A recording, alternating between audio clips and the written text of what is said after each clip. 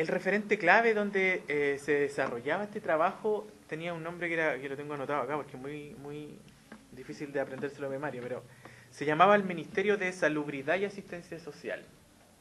Ese Ministerio de Salubridad y Asistencia Social era el lugar clave donde de alguna manera se ponía el dispositivo disciplinario para intervenir en estas grietas sociales. ¿Perdón? Ministerio de Salubridad y Asistencia Social.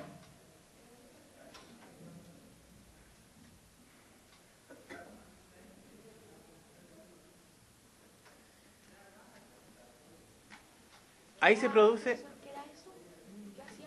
Ese ministerio de alguna manera era el referente desde donde se desplegaban las intervenciones, por así decirlo.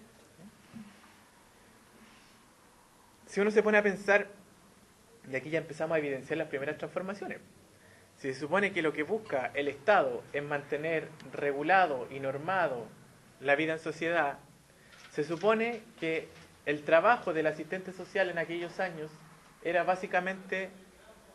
O básicamente tenía que ver con cambiar o transformar las realidades, ¿cierto? Entonces, ese potencial de transformación o de cambiar la realidad, fíjense que juega un poquito en contra, porque el Estado lo que busca es mantener el orden y lo que viene a hacer el trabajo social, de alguna manera, también es a transformar la realidad, ¿sí? Entonces ahí se produce el primer quiebre o la primera inconsecuencia, si uno lo quiere llamar de tal forma, cuando se entiende que existe la disciplina del trabajo social, que es la disciplina por excelencia que va a mantener normada la vida en sociedad, va a disciplinar a sus sujetos, ¿verdad? Va a disciplinar al mundo obrero, va a disciplinar a los niños, con su disciplina, con su normalización, lo que hace es también una transformación de aquella realidad, ¿sí? Entonces ahí hay una bolita que va a estallar en los años 60, que de alguna manera el asistente social, en su trabajo de transformar la realidad, puede irse también a extremos que los vamos a ver cuando lleguemos a la época del 60, que puede también pretender hacer la revolución en Latinoamérica, ¿sí? Entonces ahí hay una primera dicotomía, si uno entiende que, claro, por esencia nosotros somos los agentes de transformación, ¿sí? Si lo pensamos clásicamente en la disciplina, y no somos tanto de la normalización, porque se supone que hay procesos previos, o sea, la disciplina necesitaba de alguna manera normar, disciplinar, pero cuando ya ese normar y disciplinar está hecha la tarea, por así decirlo, ¿qué queda? Siempre va a ser una permanente transformación.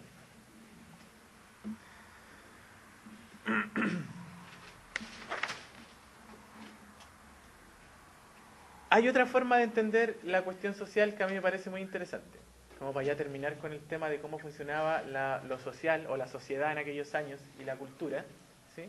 Hay una última forma que me parece la más interesante de entender la cuestión social, que tiene que ver con lo que plantea Neto. No sé si han leído a Neto. ¿Sí? Sí. Neto habla de que básicamente la cuestión social es de carácter conservadora, ¿sí? ¿Y ustedes se imaginan, han escuchado eso, no? ¿Lo han visto? ¿Que Neto plantea eso? ¿Por qué creen ustedes que pasa eso? Ahí tenemos peleas con Alexia respecto a la respuesta. ¿Por qué creen ustedes que la Neto llega a decir que todo ese proceso de revolución obrera, ¿sí?, de emancipación del mundo obrero, podría llegar a ser eso un conservador? Porque ese término se le acuñó desde el gobierno conservador, porque era como una forma ¿cómo se llama? Nunca el Estado oligarca liberal de los años 20 dijo que el movimiento obrero era conservador. No, pues, pero se dio en ese contexto, porque trataban como de las minorías, como de bajar el perfil del problema social, y por eso le pusieron cuestión social, le dijeron que era como una partecita de todo el país. De acuerdo, esa es la cuestión social, pero ¿por qué es conservadora? Esa es mi pregunta. ¿Por qué creen ustedes que podría llegar a ser conservador algo que se ve tan...? Porque Neto dice que es conservador. Porque a él se le ocurrió. Ya, pues, ¿por qué? Él dice, de alguna manera, que... Son palabras de Neto, estas no son mis palabras por si acaso. Neto plantea que de alguna manera el pensamiento conservador es el que crea lo que se denomina la cuestión social, ¿sí? Y no son las ciencias sociales ni las disciplinas, sino que el pensamiento conservador crea lo que es la propia cuestión social. ¿Y cómo la crea? Básicamente dice que los problemas generados por el orden burgués ¿sí? O los problemas generados por las contradicciones del capitalismo, ¿sí? Se pueden solucionar en el mismo marco. ¿Sí? No hay que ser revolucionario para pensar que la intervención de la cuestión social se puede pensar por fuera de un marco de carácter burgués o de un Estado oligarca liberal. ¿Sí? Entonces él lo que dice básicamente es que la cuestión social, como es creada por el propio orden burgués, puede ser solucionada por el propio orden burgués. Por lo tanto, ahí estaría el dispositivo conservador. Entonces, creer que lo que produce las manifestaciones que producen las contradicciones del capitalismo, ¿sí? Pueden ser solucionadas desde el mismo paradigma capitalista, es pensar de forma conservadora. ¿Se entiende? Profe, pero ese era como el discurso que tenía la Iglesia Católica en ese tiempo, porque tuvo que hacer Con la encíclica. Claro, porque tuvo que hacer un cambio y ahí como que le pedía en otra parte del mismo texto ahí dice que le ¿Qué pedía texto estás hablando? que habla de la cuestión social. ¿Cómo era el texto que leímos? Los orígenes del trabajo social y la cuestión social. ¿Sí? Algo así, que era una conferencia que dio en Brasil, creo que era. ¿Ya? Entonces en una parte ahí menciona, habla del conservadurismo, que habían tres tipos de... No me acuerdo cuál era. Pero en una parte menciona eso que usted no leyó. ¿Ya? Y que la iglesia, era como el discurso que tenía la Iglesia Católica, que eran conservadores, dijo él, pero que no eran eran reformistas, algo así, que no recuerdo bien. Pero O sea, tiene que ver por un lado con la Iglesia, pero más que nada lo que hace referencia Neto cuando dice que la cuestión social es conservadora, dice que los problemas estructurales que produce el desarrollo capitalista, de alguna manera lo que hacen es despolitizar la cuestión social.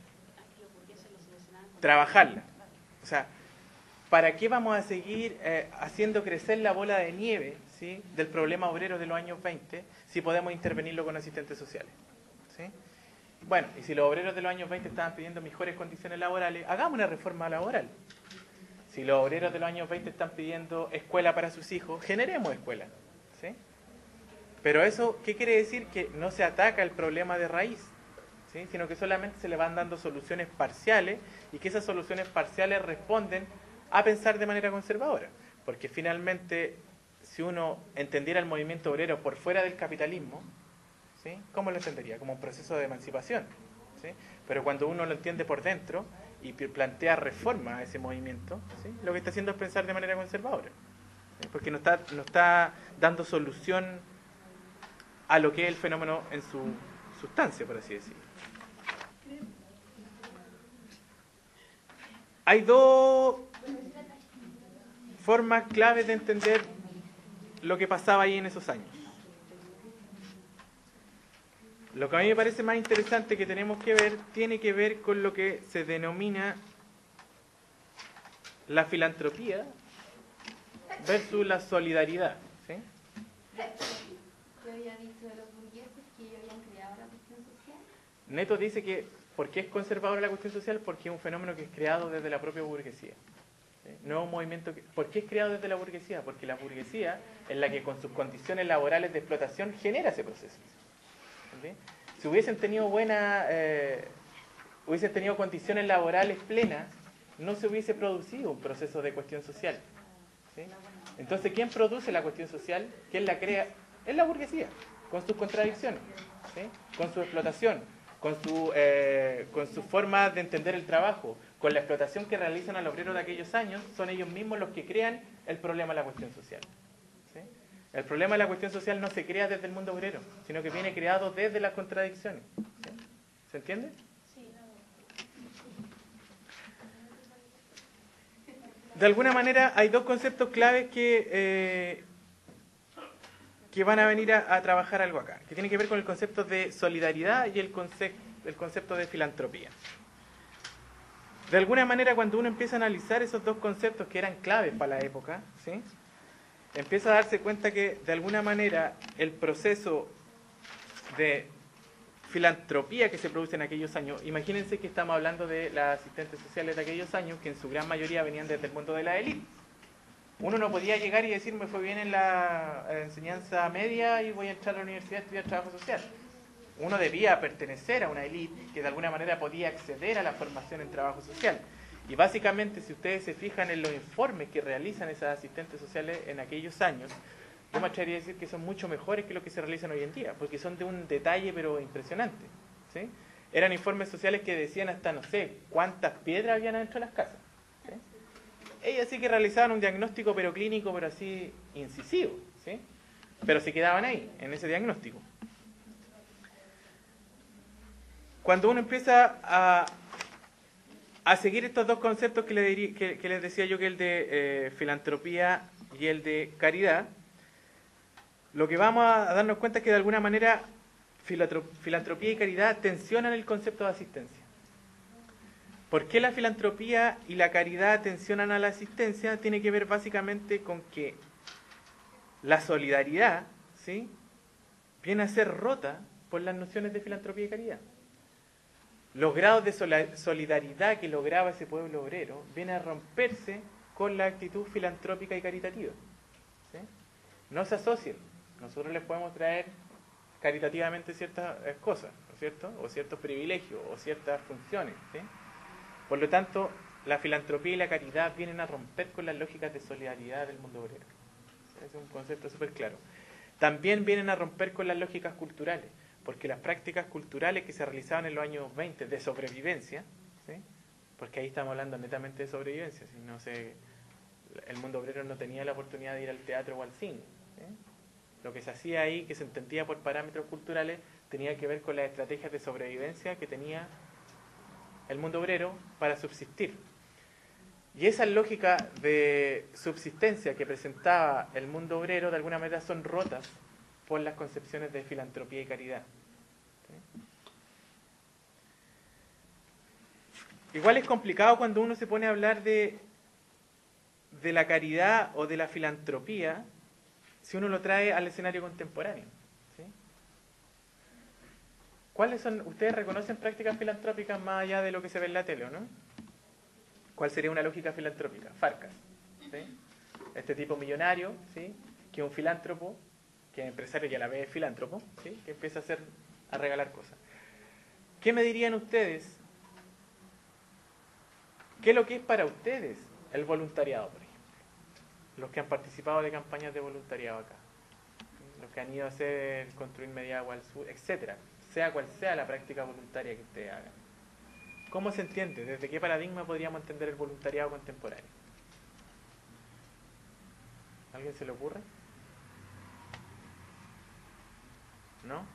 ¿No podríamos llegar a decir que de alguna manera el voluntariado es una forma o es una neofilantropía? ¿Sí? ¿Por qué el voluntariado podría ser una forma de neofilantropía? Porque de alguna manera es lo mismo que realizaban la élite en Chile, ¿sí?, en los años 20, cuando iban, sobre todo las sociedades de socorro, a prestar asistencia a los niños pobres, ¿sí? Lo que hace el voluntariado en muchas ocasiones también es eso, actualmente, ¿sí? Entonces es ahí donde el concepto de neofilantropía cobra una relevancia, sobre todo en la época contemporánea, que nos vamos a meter de lleno ahí, ¿sí? Porque de alguna manera esas prácticas voluntarias, podríamos decir que son prácticas neofilantrópicas. Decir si está bien o está mal, ¿sí?, es un tema ético, político y moral de cada uno, ¿sí? Pero sí, perfectamente podríamos decir que son prácticas neofilantrópicas. Yo no soy quien para juzgar a la señora de la élite de los años 20 que iba a llevar medicamentos o comida, ¿verdad?, al mundo obrero, ¿sí? No soy quien para decir si está bien o está mal. Tampoco soy quien para decirse que un estudiante de la universidad vaya a construir media agua al sur de Chile y después llega a su mansión, que también sea el caso, sobre todo con la Universidad Católica. Cuando ustedes analizan críticamente las encuestas de los voluntarios de la Universidad Católica del Techo para Chile, se da cuenta de que el perfil que constituye ese voluntariado es netamente ABC1, ¿sí? No es quien para jugar ese tipo de prácticas tampoco, ¿sí?, pero existen.